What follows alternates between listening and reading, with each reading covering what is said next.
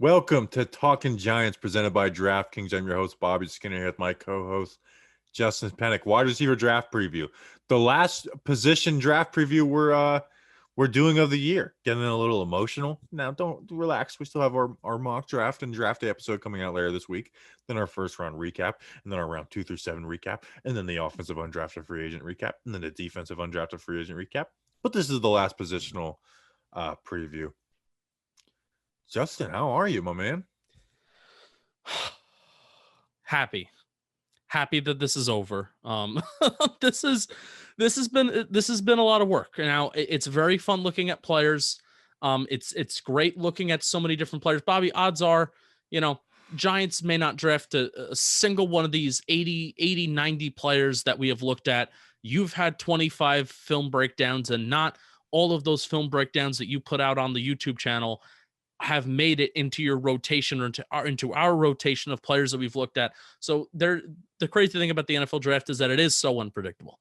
But still, it's fun to think of what this team needs, especially at wide receiver, thinking about what player could fit this team, what players, even though they're so exciting, maybe they don't fit this team. Hey, can the Giants, can they actually adjust? Can Jason Garrett adjust? That's a fun offseason question that we asked the same thing last year. Can Jason Garrett be different and evolve? The answer was no, but it's fun to think about right now. So it's this Thursday. It's this week. It's happening. It's right now. I think we're going to kill it content-wise on the YouTube channel today. We have three different videos coming out on the YouTube channel today. Two longer form podcasts. There's going to be a lot of content on the channel this week. There's going to be a lot of content on the podcast app, so I'm very excited for it. Very excited. You know who else is excited, Justin? Jason Simmons. How about that? That's kind of crazy. Jason Simmons is on here. He's actually Bill Simmons' son. Oh, did you know that? No, didn't know that. Bill Simmons has a son named Ben, and so it's Ben Simmons, like the basketball player. Tough. And I think all of Bill Simmons listeners are just seeing a snotty brat being growing up before. I feel bad saying that, but it's just Bill kind of says it himself. We got Buda Gonzalez. Usually don't see Buda with Gonzalez. I hate the stereotype, but it's usually it's those usually don't go two together. But that's Buda Gonzalez. How about that? Welcome, Buda. Buda's our guy. And then Patrick Castro. I know this person. I think he's a Twitter person. I think Patrick has been a Patreon. I feel like we've seen him in our live streams before. So I don't know if he's doubling up or maybe he re-upped. I don't know. Pay. That's why I say at the end of every month, you got to pay the credit card bills. It's coming up. You got to pay the credit card bills. But it says a new one, so I don't know what the deal is. I feel but I'm pretty sure Patrick Castro has been a Patreon before. If not, he's always been a big supporter. Justin, who are these people? Are we going to offer Patreon streams the night of the draft? After we make our first round pick? No. It's going to be 2-3 a.m. 2-3 a.m. If they're up, they're up. All right. So if you want to be the first person to see our live draft reactions, Thursday night / it will be Friday morning. You go to patreon.com/talkinggiants. And for $2 a month, you get to support us. You get some magnets. Bobby will send you some magnets, and twice a month you get access to a free shirt raffle. You could possibly win a free shirt. So patreon.com/talkinggiants. Thank you, patrons. Wonderful patrons. We're gonna preview the wide receiver class. We're gonna redraft our last 2 picks of the 2020 draft. But since we are previewing the wide receiver class, Justin, I do want to talk about it because me and you have kind of been locked in since the Galladay was signed and we kind of moved into draft content. I think me and you have kind of both been in the boat hey, I'm really hoping Slater falls to 11 because Slater's our guy. I think both of us would take AVT. And it's kind of turned into this O-line versus receiver debate. And then there's the edge, plus Micah Parsons. And what about a corner? But I think a lot of it has turned into wide receiver versus O-line. And we are in the O-line camp, but wide receiver is right there for me, especially, Jaylen Waddle and DeVonta Smith would be so freaking exciting. They would be thrilling picks. They would be awesome picks for this offense. Be putting a lot of faith in the offensive line. But I feel because I at least myself has been kind of entrenched in hey, I'm really hoping for Slater or AVT at that pick 11. that is like, oh, you guys are not against taking wide receivers. It's like, no, it's just this is where I stand. Why these wide receivers can change your offense. Now, can we block? We'll see. But these wide receivers can change your offense, and both would be great fits for the personnel we have right now. Yeah, and particularly you're talking about the options at 11. You know, you're talking DeVonta Smith and you're talking Jaylen Waddle. But my whole thing is, you know, you do have to draft for need. You kind of do. Like, yeah, you don't reach, but the idea that it's just best player available at all times is just not based in reality. Now, you don't reach. So, like, I'm not taking Christian Darrisaw at 11. Yeah. But like, need always, especially in the first round, is a part of the plan. And there are a lot of wide receivers that could possibly be there at, day 2, early day 2, that you kind of feel really good about. Are they as explosive as Jaylen Waddle? I don't think so. I think Jaylen Waddle is the most explosive player in this draft class. Are they as steady, complete, well-rounded, and well-versed as DeVonta Smith is? Definitely not. But I think there's some really good value at wide receiver, and we don't even preview all of the guys that could be there in round 2. I think Bobby and I, we kind of touched on some guys that could be there round 3, round 4, maybe that's reaching, but there's solid depth at this wide receiver spot. And here's the thing, Bobby, of the thing that's circling through my brain right now. I said this kind of like in my little intro. Is Jason Garrett going to evolve? Is bringing in all of these different offensive assistants and offensive consultants, is promoting Freddie Kitchens, is Joe Judge being part of the collaborative process and having an off season to self-evaluate?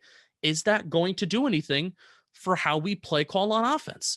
Is this going to be an offense that, and now I'm talking specifically about creating explosive plays, because if there's anything that the Giants that they need to do better next year, it's creating explosive plays. Because if they can create explosive plays, I think that one thing, it impacts Saquon Barkley.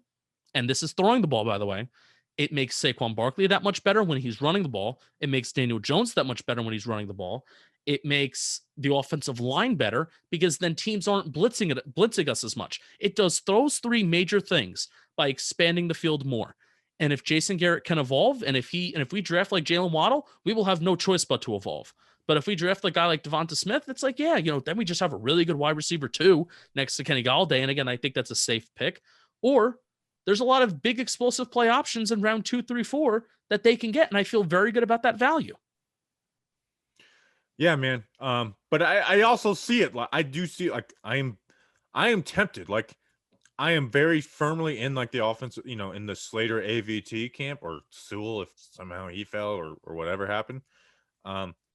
But wide receiver and these two, and because of how good these 2 players are not far behind. It is very close. I like I said, it will get a very similar reaction to me. Like, I'm not going to be like, oh, disappointed. Like, if we get an edge, we'll talk more about it on Thursday, but I'm like, I'm not going to be like disappointed, but I'm not going to be thrilled like I would one of these wide receivers or an offensive line, because these dudes can change an offense. And it's going to be interesting to see how it plays out. But yeah, these wide receivers are a lot of fun. I think it's deep, although the top is really good. The top is really good of this class, and I don't think it would not be a mistake. But also, here's something I want to say, because we contributed, or at least I contributed to this a little bit. Has kind of been like Parrott versus Slater, or Parrott versus Slayton. Slayton has become very disrespected. Have you realized that? Like, he got overrated coming out of his rookie year, and then, going into year 2 was like, can he be wide receiver 1? And then he has that Pittsburgh game, and then, like, I think that might have been my biggest overreaction of the 2020 season, was like reacting to that Pittsburgh game. Like, yes, Slayton could be wide receiver 1, but this idea that he's like some scrub wide receiver 3, 4 is crazy to me. And we said it when the Galladay signing happened. I think, after Jones, of course, Slayton's the biggest benefactor to Kenny Galladay. He got cornerback 1 treatment. Okay, Sterling Shepard played on the outside the majority of the season. He didn't get cornerback 1 treatment. He didn't get safety help over the top. That was Darius Slayton, and he's not going to get that anymore. I just feel like Darius Slayton has become so disrespected. It's like I saw someone say like what his ceiling is, and it's like, dude, you realize the numbers you just spit out are worse than his rookie year where he didn't even play 16 games. Like what we saw his rookie year is not a fluke. Like Darius Slayton has become, I feel like, become the most disrespected player on the Giants. It's like this idea like, oh, he's a wide receiver 4. Like, are you kidding me? Like this guy fit, like he's gonna, like if we don't even get a wide receiver at all in the draft, I feel like he fits in perfectly for what the Giants and what Daniel Jones is good at.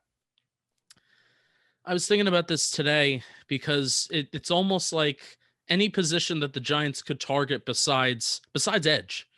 Any position that the Giants could target besides edge in the draft, no matter what round, but particularly, Bobby and I, we like to think that you kind of want to combine like talent, value, and need in rounds 1 through 3, and then 4 through 7, like knock your socks off, go get who's best on the board, right? So I was thinking about this today. Literally for every position that the Giants have or they're thinking about drafting besides edge, wide receiver, it's like, ooh, but Sterling Shepard and Darius Slayton, we feel like they could be solid complements to Kenny Galladay. Linebacker. Oh, Blake Martinez, but you also have like Tay Crowder, and we just signed what's his face from Detroit? Give me his Ragland. name. Thank you, Reggie Ragland. But then that's not a reason not to now, by the way, these are not excuses to not draft somebody. But offensive line, if you draft a guard, oh, but what about like, we the Giants think they have like something in Lemieux. Oh, the Giants think we kind of like Will Hernandez, former 2nd-round pick. Oh, if you draft a tackle, but there's Matt Parrott, former 3rd-round pick. Where what happens to them? So it's literally every position which you can have like that little argument there of like, if you draft a wide receiver, what happens to Darius Slayton? I feel like Darius Slayton's being disrespected on a little bit. Yeah, it's that's the one guy people don't care about like drafting over. It's like, well, we can't draft over Matt Parrott. It's like, why not? Like I would rather draft over Matt Parrott than Darius Slayton. It's the unknown factors that we haven't seen a lot of Parrott. Like I guarantee you, like we're much higher rookie year after Darius Slayton's rookie season than Matt Parrott. And it's like, yes. Well, corner. It's like, well, why do we want to draft over Darnay Holmes? Now like I said, I'm okay drafting over players. Like it's not an issue, but it's like people will say corner. It's like, well, we got Adoree Jackson and James Bradbury. What, you want to draft over Darnay Holmes, who I thought had a really solid rookie season? Now you can go do that. I'm fine with it. But it's like Darius Slayton has become the only player where it's just totally acceptable to draft over. And he's the guy who's shown the most out of those guys at a position that, is directly correlated to our quarterback. He's the one that's shown the most. Parrott hasn't shown the most. He's shown basically nothing, Parrott. Like they didn't even start him for one game. They didn't feel good with him starting one game in 2020, and now we're expecting him to just be a grand slam. Now I like Parrott. I think he's got more potential than you would see in most 3rd-round offensive tackles. But potential doesn't win you nothing. Potential is simply that, potential. Yeah, and that's the talking point that I had a couple weeks ago. But the hope, right? The hope that a player can turn around. The Giants were hoping that Eli Apple was going to turn around. The Giants were hoping that Eric Flowers was going to turn around. They just never found another alternative to that, Bobby. But also with the thing with Matt Parrott, people are going to point to the COVID and people are going to point to like the ankle injury. But if he didn't have COVID or if he didn't suffer an ankle injury, he would have been starting a lot sooner. I don't think so. Like they talked about how much they glowingly loved Cam Fleming like throughout the season. So I think we should stop at that point. And that's why AVT is obviously a guard. Rashawn Slater, there's been this debate. Although, anyways, but that's why I would hope one of those guys does play guard, is because I like Parrott more than I do. Like I have more hope for Parrott than I do Lemieux or Hernandez, because Parrott does have some really good traits and potential. So that would be my dream, is that guy could come in and fill that guard spot, and then Parrott could be good at right tackle. So it's I just am in the boat of like, hey, this offensive line, you can't. I feel like you can't just leave it like this. Yeah, I don't think drafting in the 3rd round is a solution to that. Right.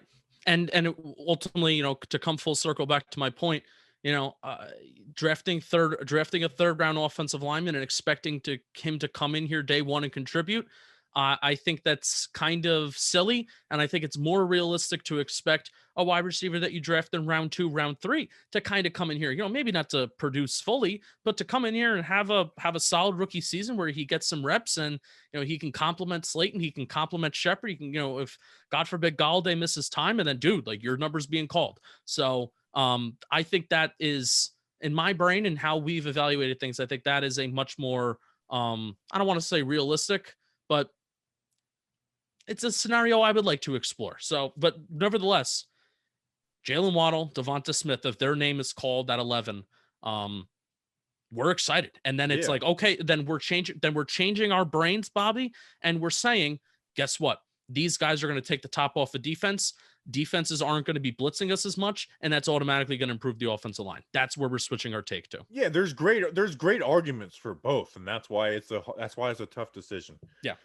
All right, Justin, let's do let's finish off the redraft for 2020. I feel like this segment's got better as it went along, where at first it was kind of awkward. To recap, we have redrafted the 2020 NFL draft. We have the last 2 7th-round picks, 247 and 255 left.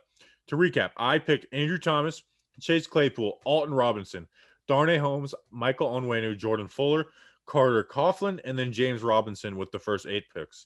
You took Justin Jefferson, Xavier McKinney, Tyree Phillips, who sucks, Darnay Holmes, Michael Onwenu, Donovan Peoples-Jones, Derek Tuska, and JJ Taylor. So to finish it off, Justin, we have pick 7, round 7, pick 247, and then Mr. Irrelevant. So 247. Last year in my mock draft, guess who? Do you remember who mine was? No. It was a running back. Nope. Javon Leake. Oh, look at Our that. guy, Javon Leake. How about that? You took Graylin Arnold. Who the hell is that? I think he's a corner for the Eagles. Fun. And then the Giants took Chris Williamson, who didn't make the roster out of Minnesota. Rest in peace. Justin, I am taking the guy that you took last. I'm going JJ Taylor, running back. I am doubling up at running back. I have James Robinson. Now I have JJ Taylor. I got running back 2 and 3. And when Gallman leaves, we don't need to sign Devontae Booker now because now we have James Robinson, and JJ Taylor. I'm going to one-up you. I'm going to go take Crowder right now. So you're going undrafted free agent, Mr. Irrelevant then? Correct. Because that's literally all you could do. Because Tay Crowder deserves to not be Mr. Irrelevant. And I'm going to give him that justice that he deserves. Say you're trying to win with the fans, but I'm gonna win with facts. How about that? You're trying to win people with emotions. I'm sure because I have terrible hindsight. Justin. The thing that I learned about this, Bobby. It's hard to be a GM because even when you have the opportunity to redraft the draft class, I still found a way to screw it up. Well, when you look back at our drafts and you look at it, it's like, man, it's crazy what's possible with the draft. Where it's like we could literally get starters at every position. It's crazy. And with 10 picks in the NFL draft. All right, so you took Tay Crowder. I'm taking JJ Taylor. So Mr. Irrelevant. Last year the Giants took Tay Crowder. What do the two people that me and you both put in our mock drafts have in common? Now I took Jason Pierre, I always say Jason Pierre because of JPP. James Pierre, who was a corner at FAU, and he transitioned to safety with the Steelers.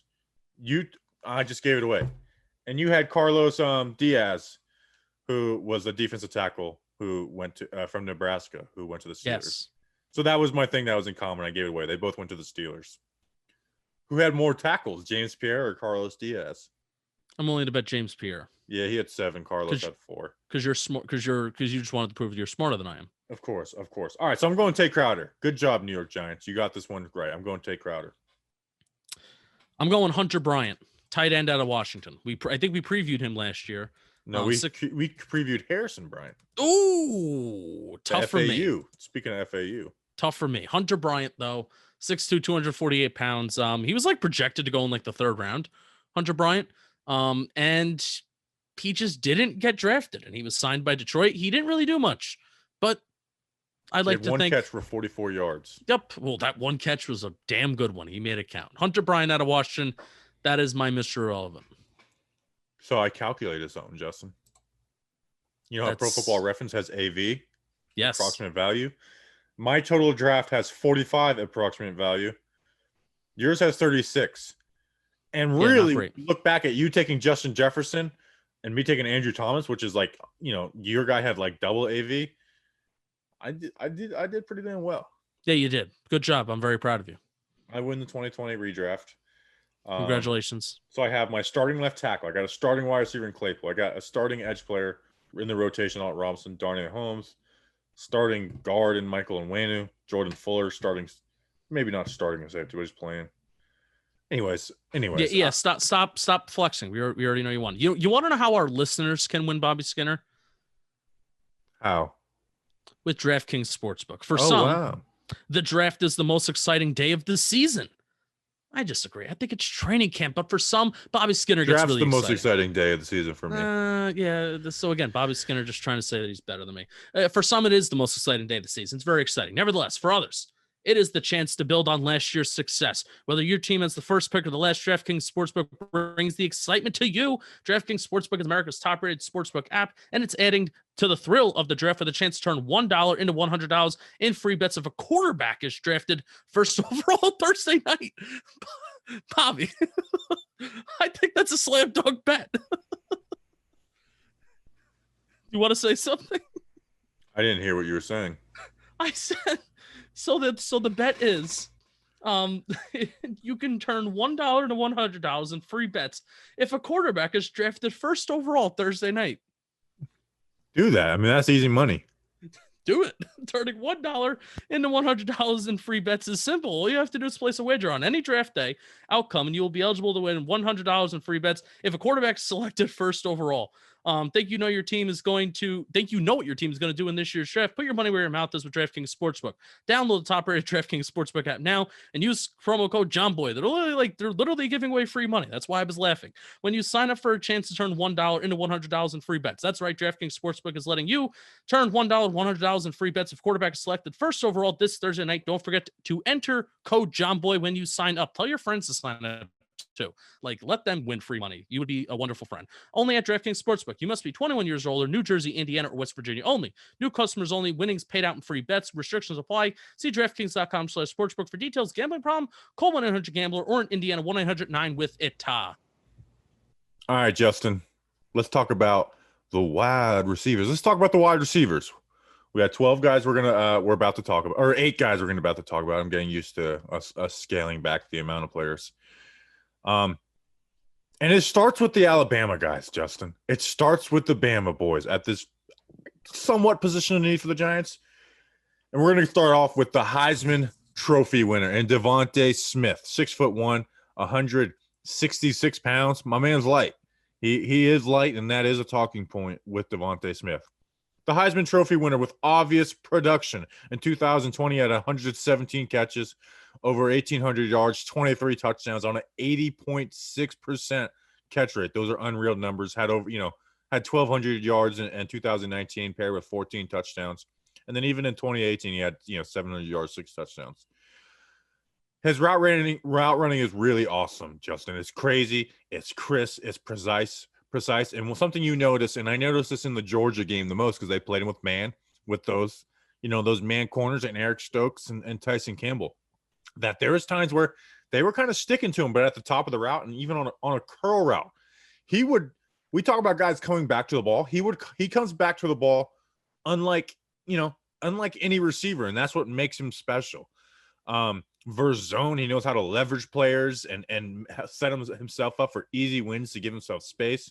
His release package coming off the line of scrimmage gives him opportunities as a deep balls, although he's not a burner. Like, you're going to talk about Jaylen Waddle next. There is a difference wise speed, and it shows up.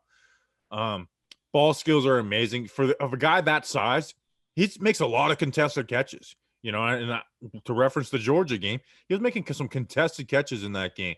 And that doesn't get brought up because it's like, route running separation, 166 pounds. You want to think contested catch, but he can do that.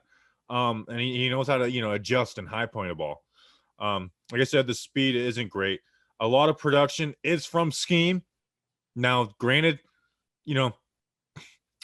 2,000 yards and 23 touchdowns isn't all scheme. Like some of the Ole Miss guys, it's really hard to judge Ole Miss players because of the scheme that Lane Kiffin put in.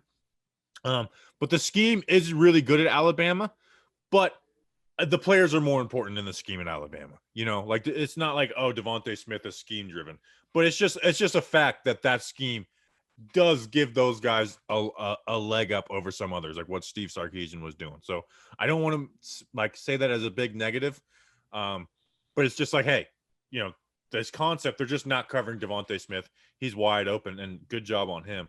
But some of that did come in that from. But overall, this cluster, we're not talking about Ja'Marr Chase, but this cluster of Smith, him, and Waddle are very close. And I like Waddle better. Who, we're going to talk about a little bit more after yours. But I totally understand people who are like DeVonta Smith, even as the number one guy. Yeah, DeVonta Smith, I think, is just the smoothest wide receiver. And outside of Ja'Marr Chase, I think he's the safest wide receiver. And you would think at this point, I again, this is going to be something where I'm gonna plea.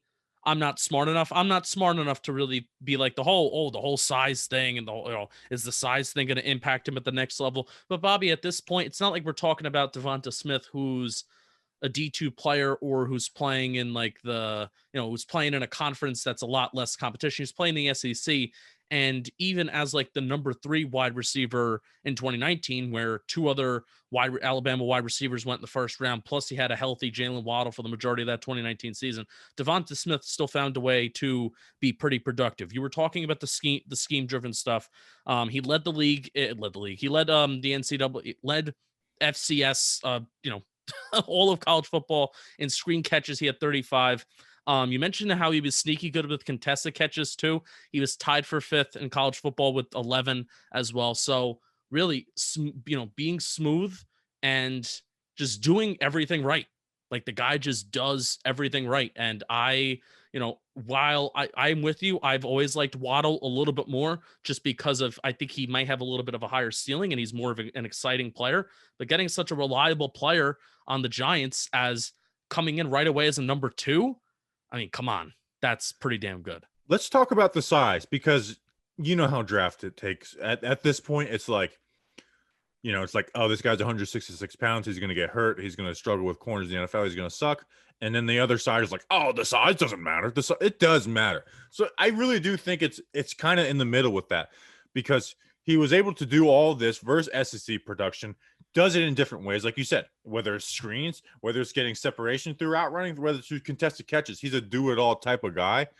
But you do notice that when he does get pressed up at the line of scrimmage, it gets him kind of off his game a little bit. Now he can take advantage of you and have those contested plays, but like you see people bump him and it does affect him more than it does other guys. So I don't think, now he overcame that and balled out and did it in different ways. But the idea that like, oh, the size just doesn't matter at all, like it kind of does. Like there's a reason that no one this light has been that good. Even like Marvin Harrison's like 15 pounds heavier than him. Yeah. He's got long arms. That's the talking point too. So if we're talking about, going up, pinpointing a ball, alien arms in the end, yeah, it kind of looks strange. The Mike Lazowski memes are pretty funny. Yeah, Bob, this is one of those things where I go back to it. DeVonta Smith is just, if he is picked, he's a safe pick. Like this is just a safe player who just does it well. And I would be very excited for what he can do with the Giants. And I just wouldn't be as excited as if this next guy, but also I would feel very good about the value. It's like, oh, I think we're going to get good value out of this guy. And odds are, with the connections that the Giants have in the building, they know these Alabama guys probably better than most. So there you go. Yeah, I think I always forget about like the Alabama connection. It's like, oh yeah, it's like it makes you feel a lot more comfortable if we do end up taking one of those two, because that connection is real, which is something that Belichick, when I know he hasn't been great as a drafter lately, but he really used those Urban Meyer, Nick Saban connections, and turned got some good players out of it. So yeah, DeVonta Smith. I think that's if there was one player who's like, this is who Giants fans who can realistically be there, they want, I feel like it'd be DeVonta Smith. It might be Slater because you do have a mix of Waddle with Smith, but Smith seems to be like the fan favorite right now. Yeah. I would certainly say that. All right, Bobby. Somebody who's a little bit more, I don't want to say controversial, but certainly who has a lot more risk associated to him. But also I think the reward can be a lot sweeter. Jaylen Waddle from Alabama, 5'9", 180 pounds in my plus category. He's the most explosive player in this draft class. And I usually don't like to speak in absolutes. I usually like to say I feel, I think, in my opinion, IMO. But no, I think Jaylen Waddle is the most explosive player in this draft class. He earned a perfect 158.3 passer rating when targeted, and averaged an astonishing 12.2 yards after the catch per reception in 2019. He averaged over 22 yards per catch per reception on 10 screen plays in 2019 as well. Jaylen Waddle was targeted 20 plus yards 7 times in 2020. He caught 6 of those passes. 3 of them were going for touchdowns. 11 of his 20 career touchdowns went for 50 plus yards at Alabama. The Giants have been beat by crossing routes for years, crossing patterns for years on the defensive side of the ball. And Jaylen Waddle, he's a guy that has the speed and the ability to work his way back to the ball. He can work those crossing patterns. Bobby, I feel like, we've had a few offensive schemes. Maybe Shermer did a little bit of it, but I don't feel, I see the Giants getting beat by the crossing patterns, crossing routes for years, but I haven't felt like the Giants also haven't really utilized that as like a trending sort of more utilizing that more in the NFL. Tyreek Hill does a lot for Kansas City. Drafting a guy like Jaylen Waddle, I would hope that Jason Garrett would start to implement that. He can bring a whole other element to this offense. There are plays where he catches the ball, you freeze the play, and you would bet money that he would be tackled within like a second or two. And then the play ends and he outruns half of the defense. There are no words to describe his game-changing speed. In my plus category, despite only playing in 4 games, Waddle went for over 100 yards receiving in each of those games in 2020. He has punting kick return abilities as well. In 2019, Waddle returned one of his 5 kickoffs for a score, and another as a punt returner as well, averaging 24.7 yards per return, 20 total, 8.6 yards higher than anyone else in the country. He is tough for his size, even added a few contested catches to his resume, mainly thinking of a catch against Georgia last year. You mentioned we both clearly took some notes from that Georgia game. Actually, he made the catch over Monty Rice, which honestly, I think that's more impressive that Monty Rice was able to keep up with Jaylen Waddle and even make it a contested catch in the first place. Love Monty Rice. But nevertheless, Jaylen Waddle, he's tougher. He doesn't solely just play like his size, so he can make those contested catches if presented. Think of way more athletic Golden Tate. Minus category, complicated injury history. Missed almost the entire college season and came back in the national championship game. Made a couple of nice plays, was limping. It's a shame that that's the last memory we have of Waddle on the brain. Him coming back, missing that entire season, and then he was limping. Like, that's bad. Limited reps and limited tape. That is a minus. That's a big, minus on his resume. Overall, watching Waddle again, I haven't watched him since May. We previewed him in May. I did. Watching Waddle again, I would be incredibly happy if the Giants take him. Probably the player who has the biggest reward if he hits, like I said, but it's also a major risk because of the injury history. But also, honestly, even more than the injury history, because I'm not a doctor, can Jason Garrett and the Giants utilize him correctly? He is a walking explosive play. He, in theory, is exactly what the Giants need. The combination of him and Golladay would force defenses to drop more players into coverage. Therefore, it would improve the offensive line automatically. Waddle is a gotta-have-it player for me, Bobby, but really, if we were to draft him, or let me even rephrase it like this, I think the reason why we're not going to draft him is because I don't think the Giants view him as a scheme fit for what they're trying to do. Because the extent, I feel like they're changing their whole offensive scheme, right? There's no way they're. And this is why I picked my third and fourth guys on this list. Spoiler alert, and you can see it in the description below. So it's not like you're waiting anything. I have Rondale Moore, Jaylen Waddle, two they're not similar players because Rondale Moore was very much like targeted in the intermediate part of the field, but kind of like shorter stature, explosive, fast guys. And then my last 2 guys, Amon-Ra St. Brown and Nico Collins, they're very much like go up and get it, catch it kind of guys, the 50-50 contested catch kings. What kind of offense do the Giants want to have? Do they want to have more of a diverse offense where obviously they need to be more explosive? Do they want to have more of a diverse offense where they have more than one option to produce an explosive play besides a 50-50 contested ball? Because, Bobby, that's all that they did last year throughout the passing game. That's all that they did. That's all that they relied on. Are you going to win the contested catch? That's it. That was the explosive play. It wasn't like, oh, we're going to scheme something. We're going to create something. That wasn't it. Or it was Daniel Jones's legs. That was it. So are we going to do something different? And then Jaylen Waddle, adding him to the mix would be that different thing, because you're not going to rely on him contested catching all the time. Or are we just going to, let's just add another contested catch king guy in the draft, and then just, that's the way that we're going to produce explosive plays. I just know he's the perfect fit next to Galladay. Yes. They are yin and yang, where Galladay is that guy that you're describing, and Waddle's the opposite, the speed. And you do notice that and the comparison of Waddle versus Smith. Before Waddle went down, Waddle had more yards than DeVonta Smith. Can I say something? I know I've been talking a lot. I'm sorry. Yeah.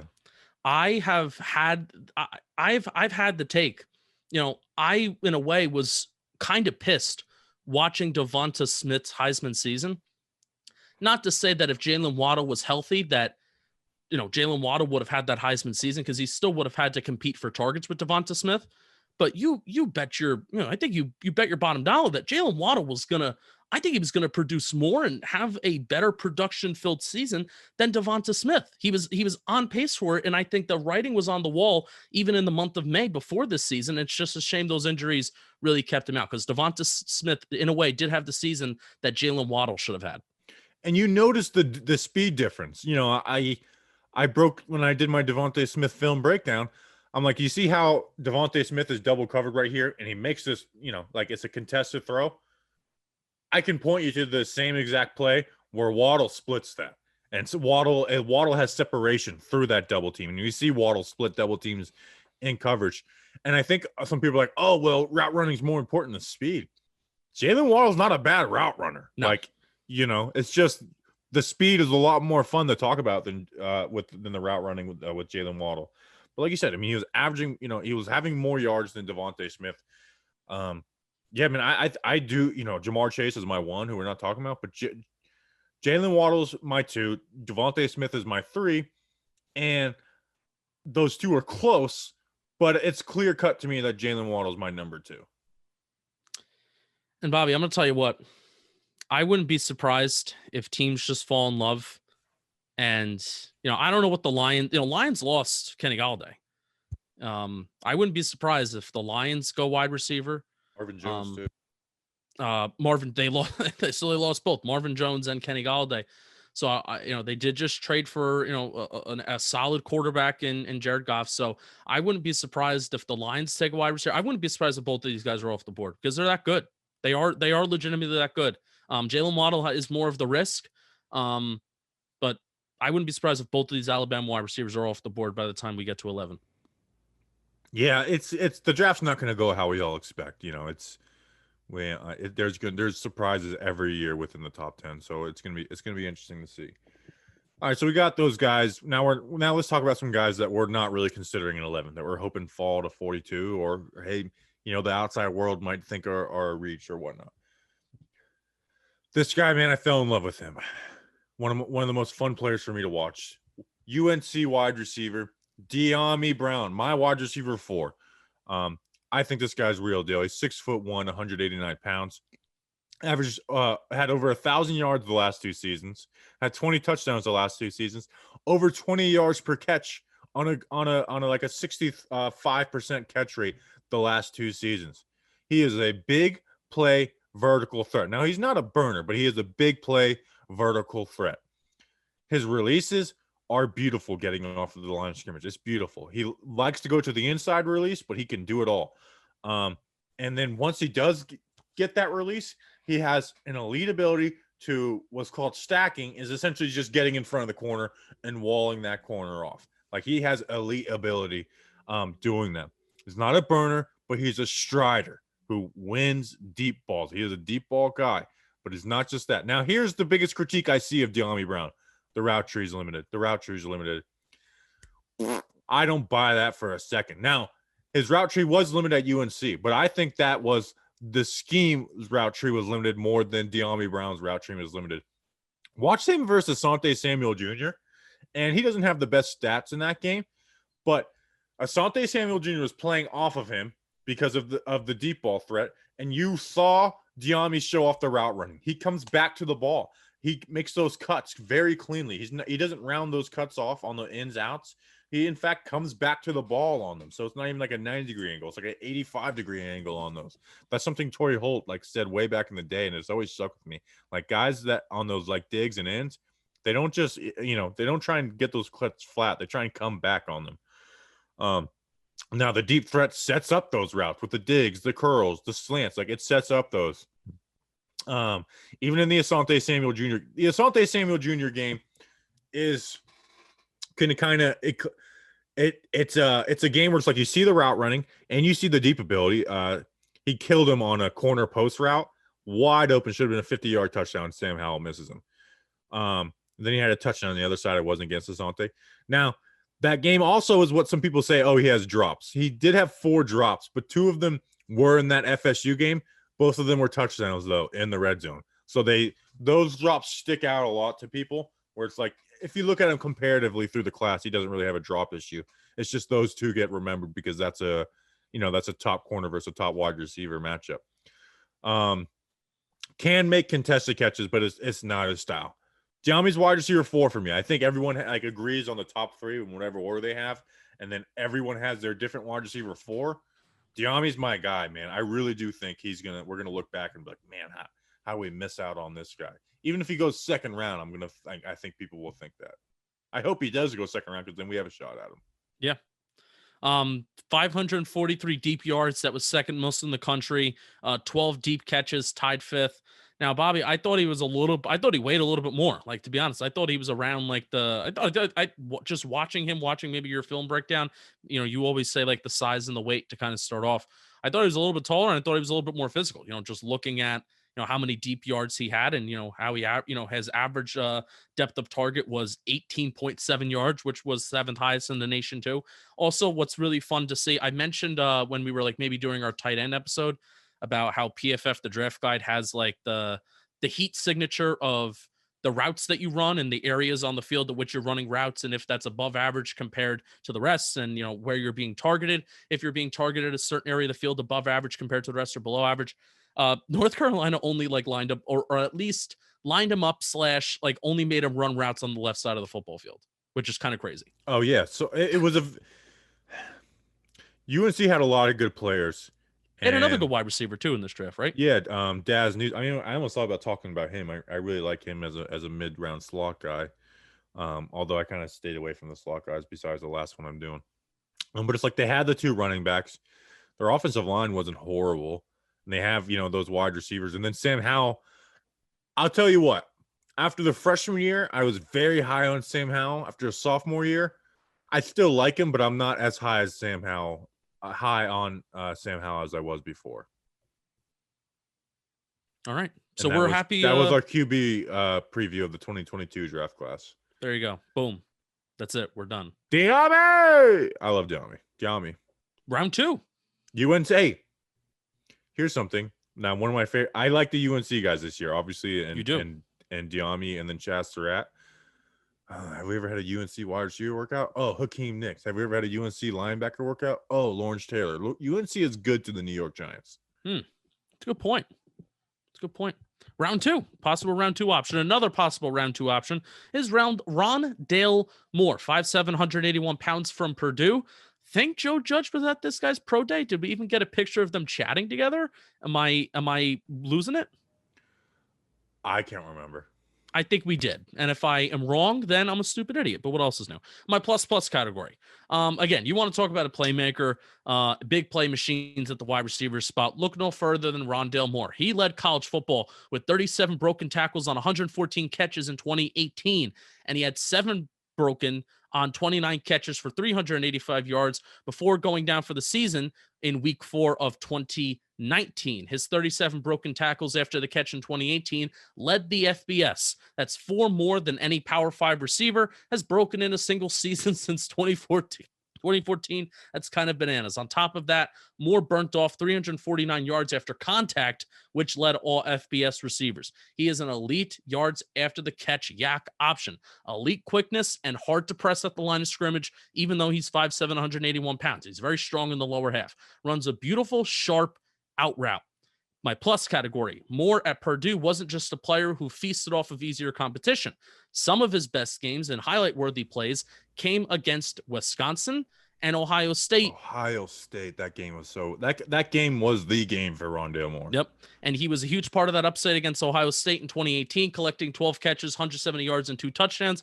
And Dwayne two Haskins rushing. was a big part of that game too because he sucks. 2 rushing attempts for 24 yards as well. It was his best game of that season. He also has the ability to return kicks. Another guy who has the ability to do that. My minus category only has played 7 games the last 2 seasons. That is a huge minus. Limited route tree. I guess I regret kind of writing that, but 47 of his 117 catches came from wide receiver screens. So it's something to just take into account. Probably limited to the slot because of his size. I mean, 5'7", especially. Overall, the respect that teams showed more like Ohio State and did in 2018 is crazy, considering he didn't catch a lot of deep balls. I think that's why I said limited route tree, Bobby, because even though he's very good in the intermediate part of the game, but they never tried to expand the field with him at Purdue like Jaylen Waddle did at Alabama. However, teams still respected his speed and Moore's ability to possibly be that deep option because they were playing like so far back in coverage because they didn't want this guy to, run over him, run over the top. But he also creates a lot of separation coming out of his breaks as well. Crazy, athletic, strong, and quick player. I've loved him since the spring. This is a guy that I talked about in the month of May too. But the lack of reps is the reason why he is only a love it player for me. I really do love him though. If he played like he has played and has just played through without injuries and stuff, I do think he's higher up, and he'd probably be higher up on. He'd probably be ahead of Dyami for me, And I think people look at him and Kadarius as similar players, even though they're not. But Rondale Moore is so freaking exciting, and he has the ability to be offense changing. Not like I think the rest of the guys we talk about aren't like they're all good players, and they could be awesome players, and they could be have potential to be your wide receiver one. But I think Rondale's the one that can change your offense. Like, please, God, don't let Kansas City get Rondale Moore. It wouldn't be fair if they got him. He's real deal. And like you said, the best game was against, his best game was in their biggest game in that upset win versus Ohio State.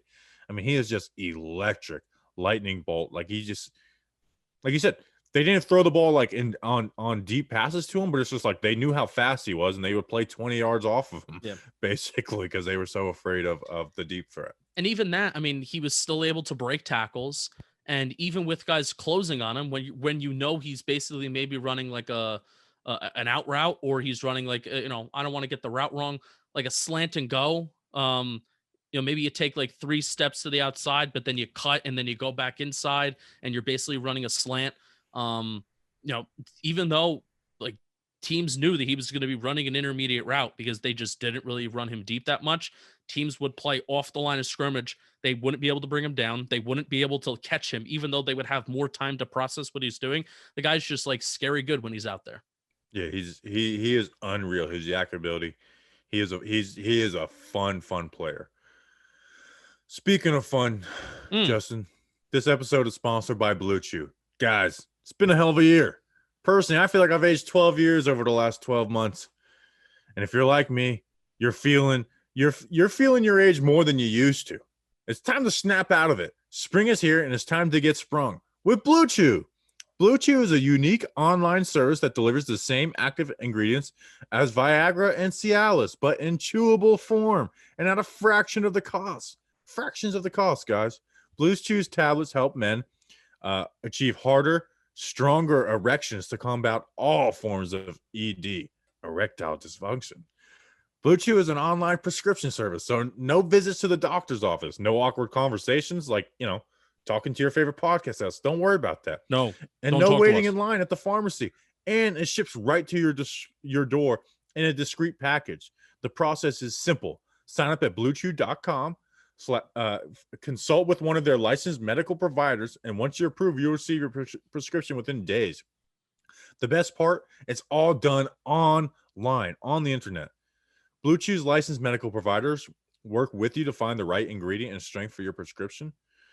Don't like swallowing pills? No problem here. BlueChew's sildenafil, and tadalafil tablets are chewable. Definitely pronounce that correctly. BlueChew's tablets are made in the USA, and they prepare and ship direct, so it's cheaper than a pharmacy. So if you could benefit from an extra confidence when it's time to perform, visit BlueChew.com for more details and important safety information. And we've got a special deal for our listeners. Ooh. Try BlueChew for free. Frizzle. when you use our promo code GIANTS at checkout.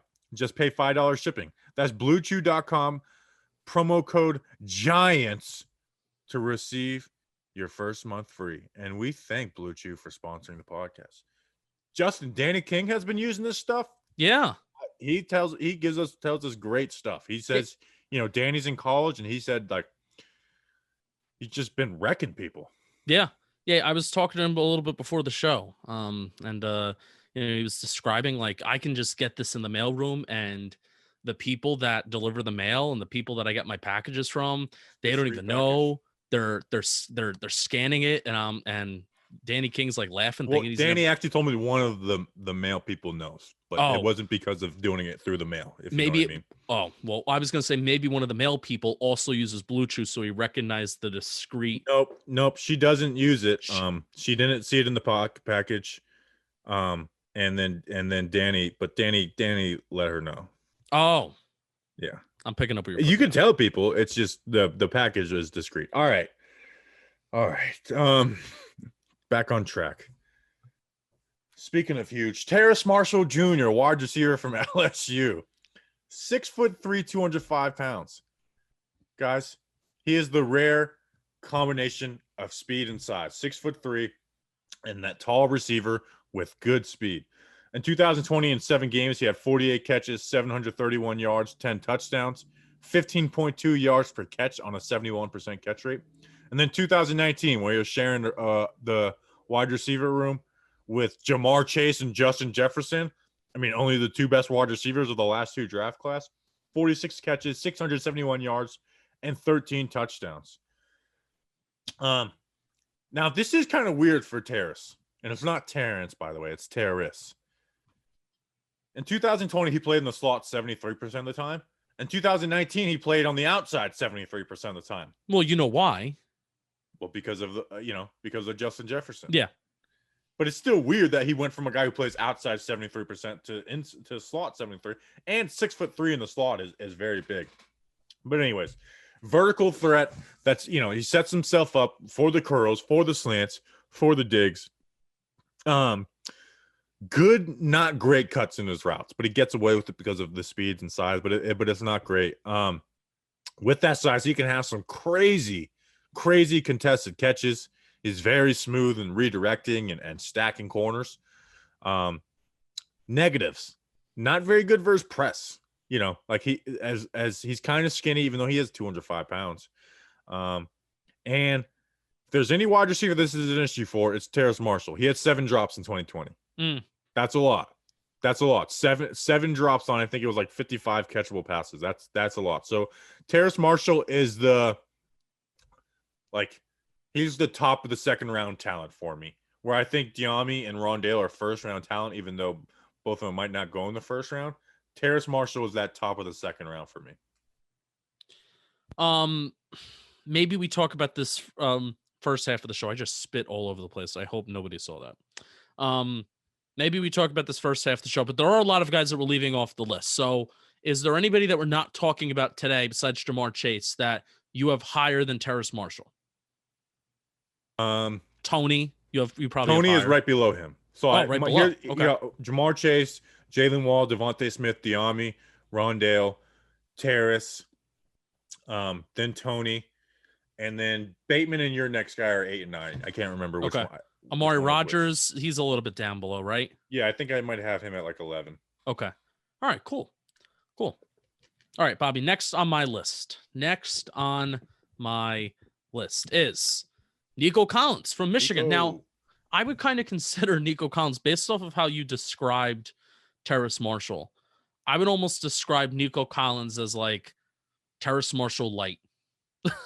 Except Nico Collins is big. And I think Nico Collins is strong. He's 6'4", so he's about an inch bigger. 215 pounds, which is 50. I think that's a solid 15 pounds. And this is another guy who has like a rare combination of size and speed.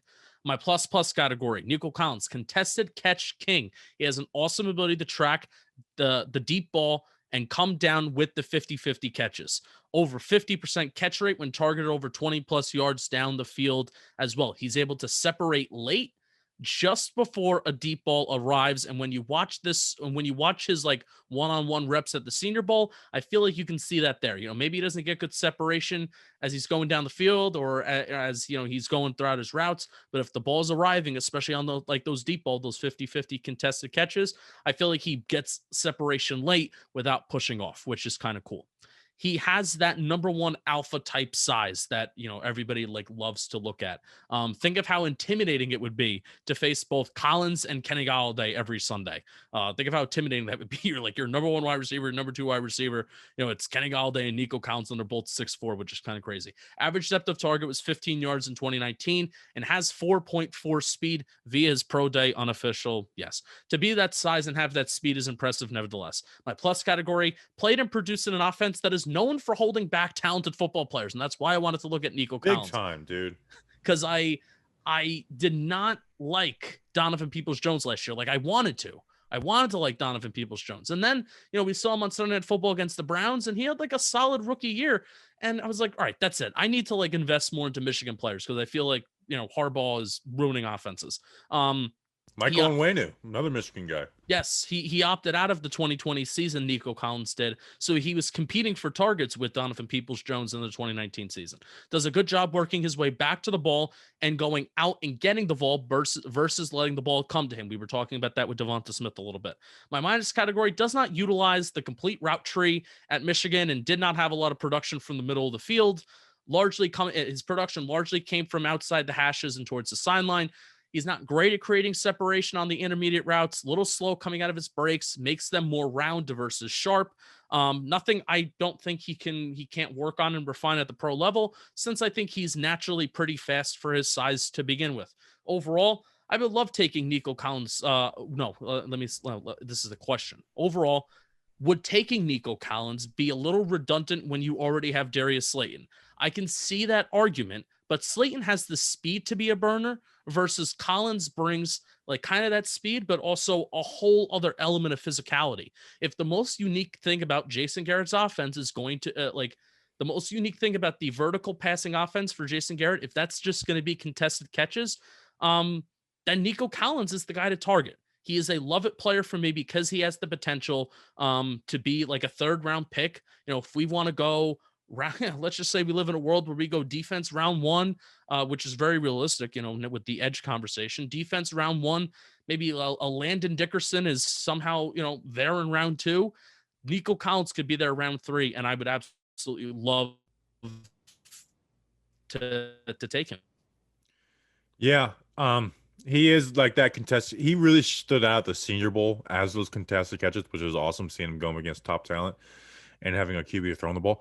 When people use like limited route tree, Nico Collins had a limited route tree. It was like go ball. Every play he's just like run deep, and he would get separation on them, just like the ball wouldn't come to him, or it would be overthrown. So he does he is that big guy on the outside who makes those contested catches. He's not just big; he makes those contested catches. But Bobby, I feel like we were saying very similar things about Donovan Peoples-Jones. It's like, oh, this is all that he does. And I have a feeling, like, again, this is just like Michigan's offense. It's a feeling. It's just a feeling, and I could be wrong. Yeah, I like Nico. I mean, I like all these guys. This wide receiver class is so much fun to talk about. We had to leave so many guys off. It's deeper than the offensive line class, correct? Yes. Yes. Yes, I do agree. You can just get a guard later, though. You could get a guard later. You could get a wide receiver later. You could get a tight end later. You could get an edge later. You can get an inside linebacker later. Get a corner later. Get a free safety later. All right, Dwayne Eskridge, another Senior Bowl guy. This guy was the standout of Senior Bowl week. Wide receiver out of Western Michigan. How about that, Justin? So we've done 96 players, maybe 90 since we cut off a little bit at the end. Sure. 2 Western Michigan players. How about that? We Wow. talked about Jaylen Moore. Now we're talking about Dwayne Eskridge. 5'9", 190 pounds. So he's a small dude. Weird career at Western Michigan. 2018, in 11 games, he has 38 catches, 776 yards, 3 touchdowns, 20 yards per catch. 2019, they're like, this guy's probably going to have to play corner DB in the NFL. So they put him at DB. And then he gets injured. Then in 2020, In 6 games, he has 33 catches, 768 yards, 8 touchdowns, 23 yards per catch on a 70% catch rate. Just unreal numbers. But the issue is like, oh well, it's against really bad like competition. Like he's just way faster than everybody because he is just a flat out burner. Like it's nuts to watch him run past guys. But he was like the winner of the Senior Bowl, you know? So it's like, okay, now we saw him against Senior Bowl talent, and he did really well. So I feel like that really should bump up Eskridge, like, and it did at the time. Like Senior Bowl week, like you saw Dwayne Eskridge like top of the second round for a lot of people. And now it's kind of went back down. I do think he is like bottom of the second round. 24 years old though, so he is a little older.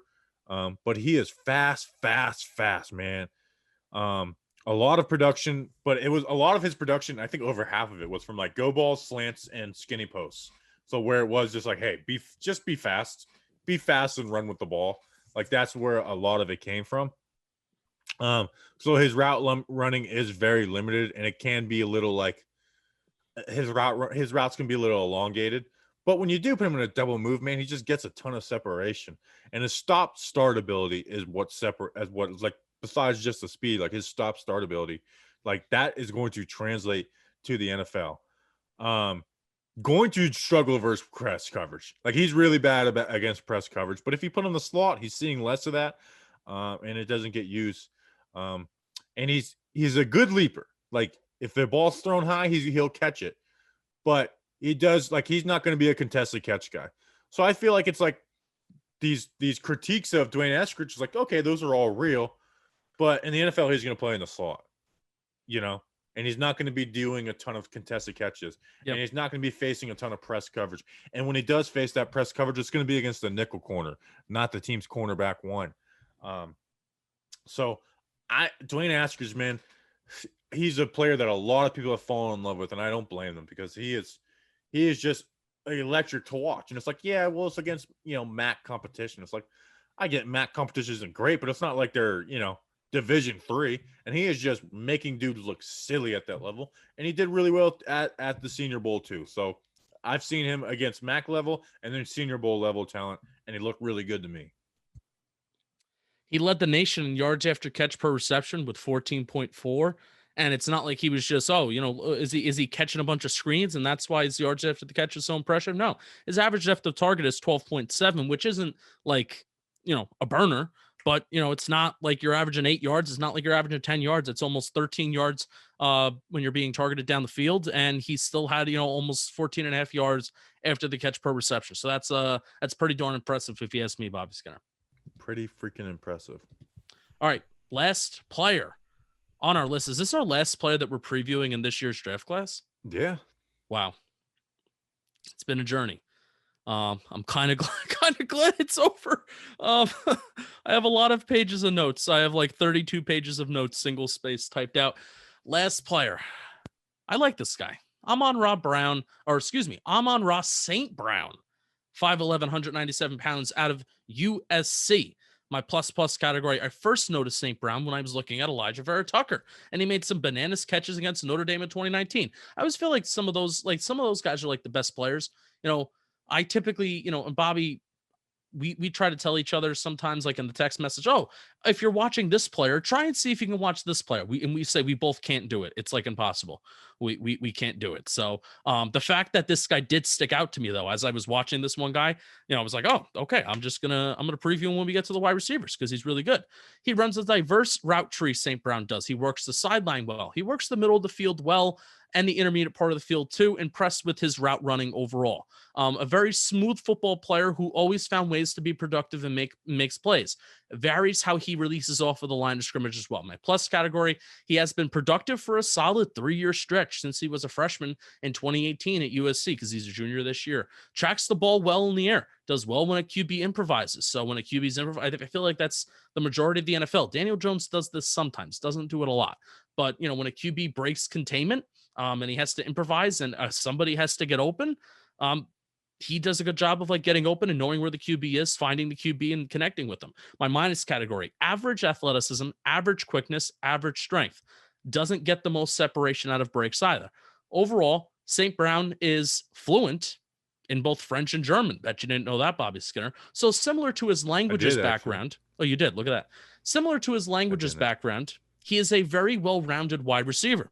He is a smooth, well-rounded wide receiver, like I said, a safe player who has 3 years of production, who doesn't pop out, but also does not have a lot of glaring holes. He is a like-it player for me, who's very close to a love-it player, but I really do think St. Brown can have a solid pro career. Smooth football player.